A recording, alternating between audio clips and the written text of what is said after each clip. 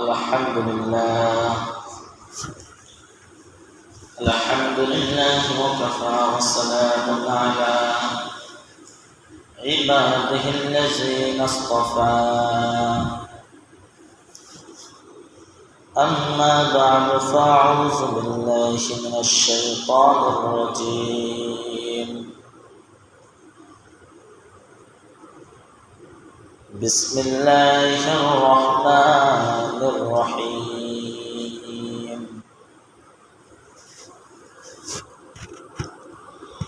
لقد خلقنا الإنسان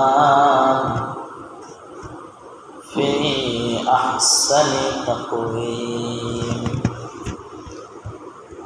فقد قال رسول الله صلى الله عليه وسلم طلب العلم فريضة على كل مسلم جزى الله عنا محمدا ما هو أهله سبحانك لا علم لنا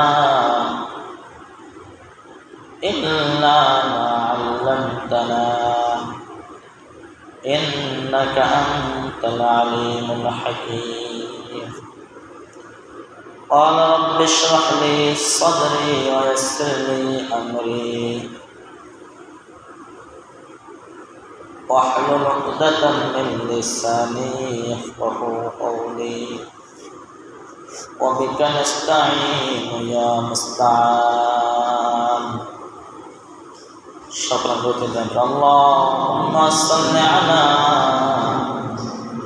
محمد وعلى آل محمد كما صليت على إبراهيم وعلى آل إبراهيم إنك حميد مجيد اللهم بارك على محمد وعلى آل محمد كما باركت على إبراهيم وعلى آل إبراهيم إنك حميد مجيد মহান আল্লাহ রব্বুল আলামিন আমাদেরকে পবিত্র জুমার দিন আল্লাহ তাআলার ঘরে আমাদেরকে আসার এবং বসার তৌফিক দান করেছেন। এজন্য সকল অন্তঃস্থল শুকরিয়া আদায় করি আলহামদুলিল্লাহ। আল্লাহ রব্বুল আলামিন আমাদেরকে সুস্থ রেখেছেন, আরেকবার শুকরিয়া আদায় করি আলহামদুলিল্লাহ। যারা বর্তমান হাসপাতালে বেডে শুয়ে আছে, কেউ মৃত্যু সজ্জায় সজ্জিত আছে,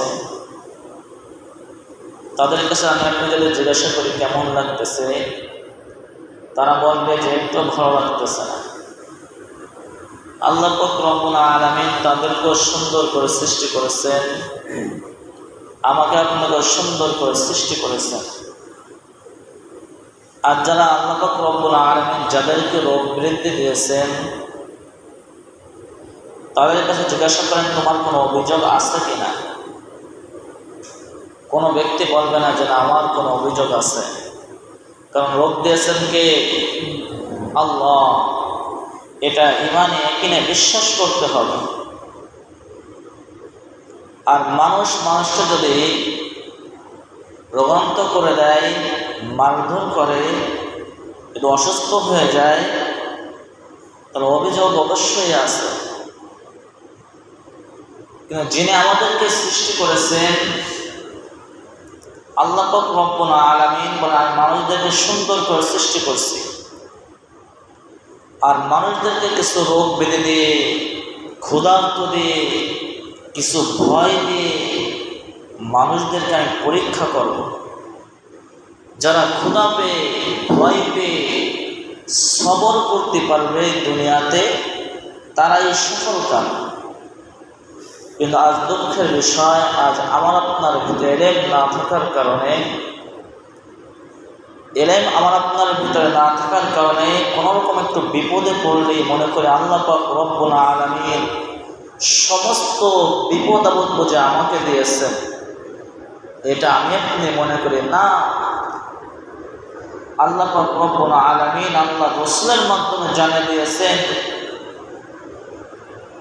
যে আল্লাহ পাক রব্বুল আলামিন ওই ব্যক্তিকেই বিপদগ্রস্ত রাখেন, ওই ব্যক্তিকেই ক্ষতিগ্রস্তর ভিতরে রাখেন যাকে আল্লাহ পাক রব্বুল আলামিন বেশি পছন্দ করেন। হতে পারত আপনার শরীরে রোগ আছে, আপনি সুস্থ থাকলে গুনার কাজে লিপ্ত হতে পারতেন। এজন্য আল্লাহ পাক রব্বুল আলামিন রোগান্বিত করে রেখেছেন। এটা সর্বদা আল্লাহর কাছে শুকর আদায় করতে আলহামদুলিল্লাহ, আল্লাহ পাক রব্বুল আলামিন আমাকে যে হালাতে রাখছে, যে অবস্থায় রাখছে, সর্বদাই শুকরিয়া, আলহামদুলিল্লাহ আলহামদুলিল্লাহ, শুকরান জাযাকাল্লাহ। এরকম যদি আমার আপনার ঈমান মজবুত করতে পারি, এরকম যদি ইলম আমার আপনার জানা থাকে যে দুনিয়া যাহা কিছু হোক না কেন সমস্ত কিছু আল্লাহর পক্ষ থেকে হয়, আল্লাহ বান্দার কল্যাণের জন্য করে, তাহলে আমি আপনি সফলকাম হতে পারব। কিন্তু আজ দুঃখের বিষয়, যেটা আমি আপনি মানতে চাই না, সন্তান বিদেশে গেছে, কামাই রোজগার করতে পারতেছে না, অন্যজন কামাই রোজগার খুব ভালোই করতেছে, এদের থেকে মনে করতে সমস্ত বিপদ আল্লাহ আমাকেই দেখে। আমার সন্তান বিদেশে গেছে, টাকা পয়সা কামাই করতে পারতেছে না, অমুকের সন্তান বিদেশে গেছে, টাকা পয়সা কামাই করতেছে। এ মুসলমান, আমার আপনার জানার দরকার, আল্লাহ রব্বুল আলামিন যদি আমার আপনার কল্যাণ চাইতো, অবশ্যই টাকা পয়সা কামাই করতে পারতাম। আল্লাহ আমাদের ওইখানে কল্যাণ চান নাই, আল্লাহ তাআলা আমাকে এই দেশেই কল্যাণ রেখেছেন, এই জন্য আমাকে আপনাকে দেশে রাখছেন। অর্থাৎ এক কথা, আল্লাহ পাক রব্বুল আলামিন যাহা কিছু করেন না কেন সব কিছুই বান্দার কল্যাণের জন্য করেন। এটা আমার আপনার মনে প্রাণে বিশ্বাস করতে হবে। রাজি আছে তো ইনশাআল্লাহ? সময় কম, আজ একটা বিষয় আলোচনা করতে চাইছিলাম। আজ পিতামাতার খেদমত করতে একেবারেই আমি অবহেলিত হয়ে গেছি। আল্লাহ রাসূল বলেন, কিয়ামতের আগ মুহূর্তে মানুষের অন্তর থেকে মহব্বতকে ছিনিয়ে নেওয়া হবে। ঠিক এই দুনিয়ার শেষ জামানে আমরা চলে এসেছি। আজ পিতার জন্য মহব্বত লাগে না, আজ মাতার জন্য মহব্বত লাগে না, যার মাধ্যমে আমি আপনি এই দুনিয়ায় এসেছি তার প্রতি আজ মহব্বত লাগে না। আজ পিতা ছোট থাকতে, শিশুবেলা থেকে বড় হওয়া পর্যন্ত, পিতা সকাল থেকে সন্ধ্যা পর্যন্ত কতই না কষ্ট করে, সেই পিতার জন্য আজ মায়া লাগে না। আজ যারা পিতা হয়েছেন তারা তো খুব ভালো করে জানেন, যারা রিক্সা চালান, যারা গাড়ি চালান, যারা ভ্যান চালান, সকাল থেকে সন্ধ্যা পর্যন্ত যারা রিক্সা চালাইতেছেন, রিক্সা চালানোর মাধ্যমে অনেক মানুষ আপনাকে গালিগালাজ করতেছে, যে দোকানদারি করতেছে তাকে অনেক মানুষ গালিগালাজ করতেছে, যে ক্ষেত খামারে কাজ করতেছে তাকে অনেক মানুষ গালিগালাজ করতেছে। সন্ধ্যার সময় যদি কোনো ব্যক্তি যদি ওই ব্যক্তিকে জিজ্ঞাসা করে, ভাই কেন তুমি এত কষ্ট করো, কেন তুমি এত কষ্ট করো, কেন তুমি এত দোকানদারি করো, কেন তুমি এত রিক্সা চালাইতেছ, তোমাকে এত মানুষ গালিগালাজ করে, ওই পিতা তো তখন উত্তর দেয়, আমার তো বাল বাচ্চা আছে, আমার তো সন্তান আছে, আমার তো স্ত্রী আছে, তাদের জন্য এত কষ্ট করতেছি। হে সন্তানেরা, একটু চিন্তা করে দেখো, তোমার জন্য তোমার পিতা গালি খাইতেছে, তবু পরের দিন সকালে আবার রিক্সা নিয়ে বের হইতেছে, পরের দিন আবার দোকান খুলতেছে। যতই গালিগালাজ করুক না কেন, আমার তো সন্তান আছে, আমার তো স্ত্রী আছে। আর সেই পিতামাতাকে আমি আপনি মূল্যায়ন করতেছি না। মূল্যায়ন করবো কি করে? পিতামাতার বরত্ব তো আমি আপনি জানি না, পিতামাতার ভিতরে কি রয়েছে এটাই তো আমি আপনি জানি না। যাদের ভিতরে ইলম আছে তারা পিতামাতার মহত্ব জানে, পিতামাতার বরত্ব জানে। আজ বেশিরভাগ জেনারেল শিক্ষিত পিতামাতাকে বৃদ্ধ আশ্রমে রেখে আসতেছে, টাকা পয়সা আছে, বৃদ্ধ আশ্রমে রেখে আসতেছে। এ মুসলমান, বৃদ্ধ আশ্রম যে পিতামাতাকে রেখে আসতেছ ঠিক আছে, কিন্তু বৃদ্ধ বয়সে যে পিতামাতা কোথায় থাকতে চায়, নাতিপুতি নিয়ে খেলাধুলা করতে চায়, এটার থেকে তুমি বঞ্চিত করতেছ। কাল কিয়ামতের ময়দানে এটার জন্য তোমার জবাবদিহি করা লাগবে। তলাবুল ইলমি ফরিদাতুন আলা কুল্লি মুসলিম, তিনি এলেন তলব করা প্রত্যেক মুসলমানের উপর ফরজ। যারা দিনী ইলম শিক্ষা করে তাদেরকে এই শিক্ষা দেয় যে পিতামাতার পায়ের তলে সন্তানের বেহেশত, পিতামাতার পায়ের তলে সন্তানের জান্নাত। কোথায় জান্নাত বলেন? পিতামায়ের পায়ের তলে সন্তানের জান্নাত। সময় সংক্ষেপ ছোট্ট একটি ঘটনা বলবো। মুসলমান পিতামাতার সন্তানের পায়ের তলে সন্তানের জান্নাত রয়েছে, এটা বুঝছেন ইমাম শাফি। চারজন ইমামের ভিতরে একজন ইমাম হলো ইমাম শাফি, ইমাম আবু হানিফা, ইমাম হাম্বলি, ইমাম শাফি। এদের মধ্যে আমরা যে চারজন ইমাম মানি এর ভিতরে একজনের নাম ইমাম শাফি। ইমাম শাফির পিতা ছোটবেলায় মারা গেছে। ইমাম শাফির মাকে নিয়ে ইমাম শাফি থাকেন। ইমাম শাফির মা বৃদ্ধ হয়ে গেছে।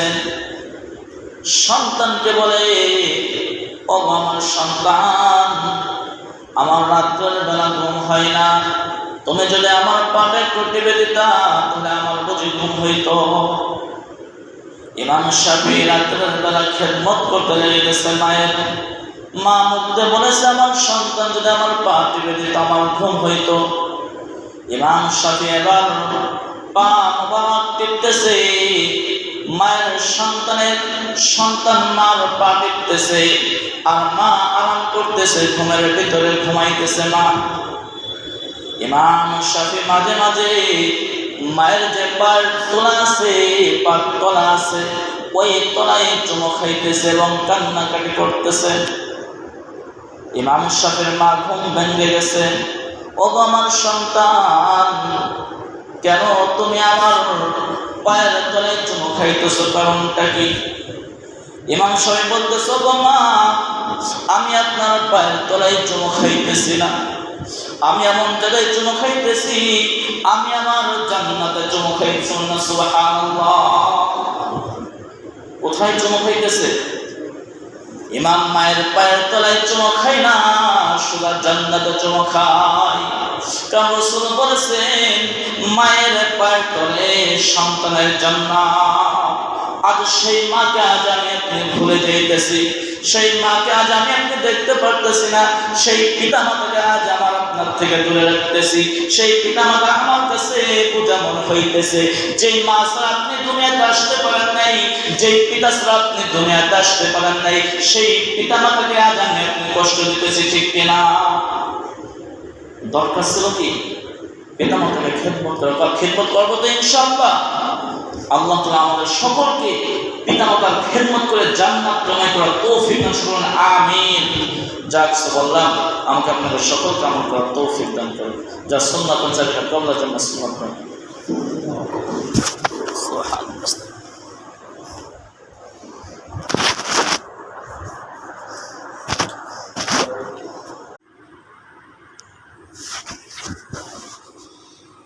আলহামদুলিল্লাহ।